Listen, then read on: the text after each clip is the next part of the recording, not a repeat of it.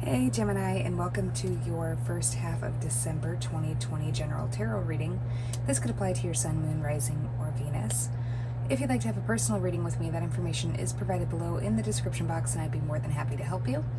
If you'd like to see the extended version of this reading, head on over to the Patreon page. That the extended video, will include a love reading.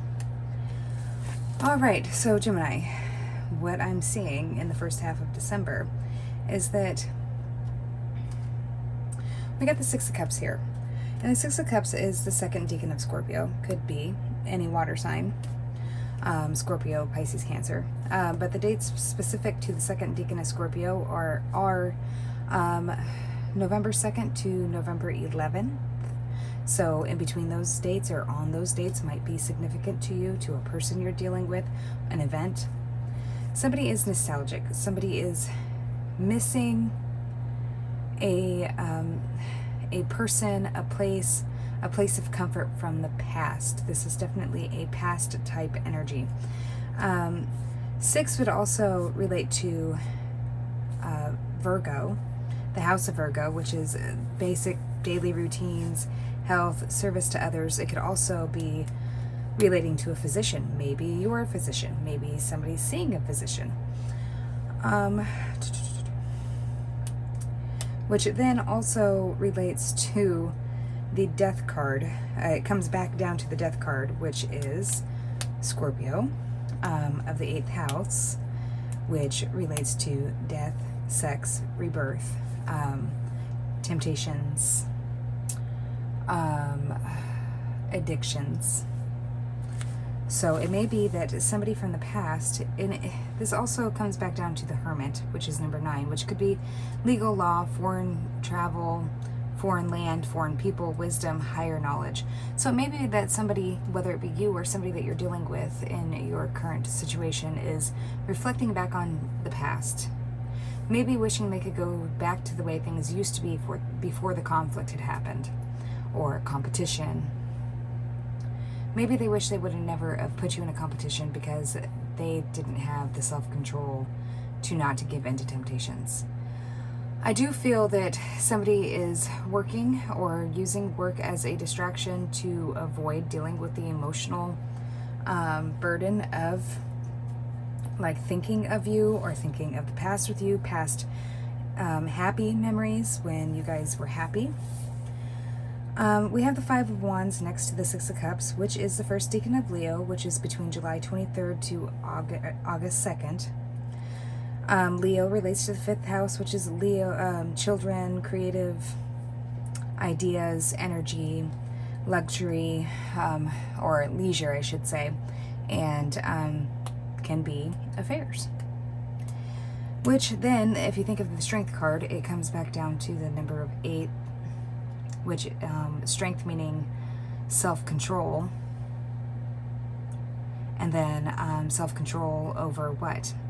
If 8 is also of Scorpio, or the Death card, self-control over temptation, sex, addiction. So maybe it was that somebody lost their fight to have self-control, like I had just said. You could be dealing with somebody who is an Aries, could be an Aries, doesn't have to be. Somebody who is fighting to figure out who they are. Maybe they don't know who they are, and it could be that they grew up in a household where they're always kind of told who they should be and never really had the opportunity to figure out who they are. So underneath the Six of Cups, we have the 8 of Pentacles, which is the first decan of Virgo, August 23rd to September 9th, or September 2nd. So what I get from this is like regeneration of old projects, self-control, regaining ethics, regenerating ethics.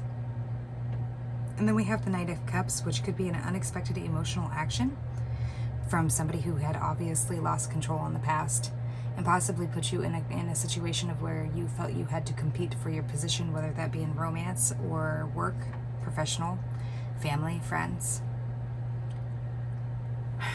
Then we have the Two of Swords, which is the second decan of Libra, which is October 1st through October 10th. There's decisions that need to be made, and I believe that you are taking it seriously to go inwards and fill it out for what you feel is correct without allowing people to manipulate what you see, what you feel, or what you hear. So it would appear that somebody made some kind of decision in the past that created quite a bit of conflict. That decision is now catching up with them.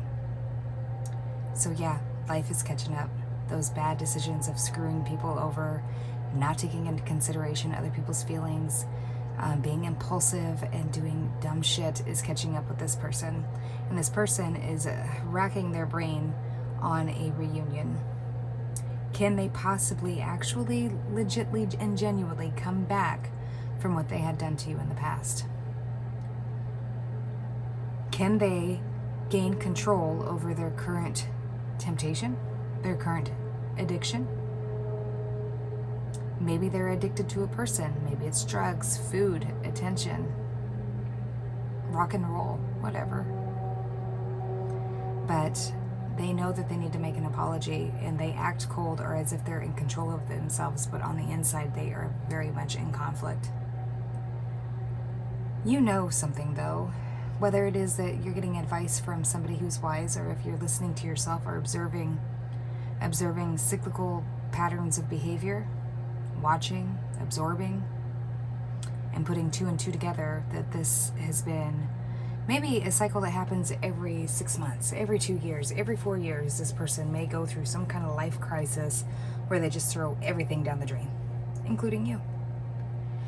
And I'm not quite sure you will want this when they come back bearing their soul and their regret of what they've done to you. It may just be that they've done this one too many times. But you're still hanging in the balance. You haven't quite decided whether or not you would reject them or if you'd accept them back. And I think it very much does bother you that this person may have separated themselves from you and moved in a different direction. But they're not as far in a different direction as you think that they are. They are working, but they're fighting their ass off to overcome this self-destructive behavior they're going through. And if it is that you do want a reunion with them, you have to be patient. You have to be kind, and you're going to have to know how to forgive this person for all the fucked up shit they did. All of it. And I believe that you're going to have communication with this person about what you've learned and how you've learned it and how you apply it to yourself. No you statements, but only I statements.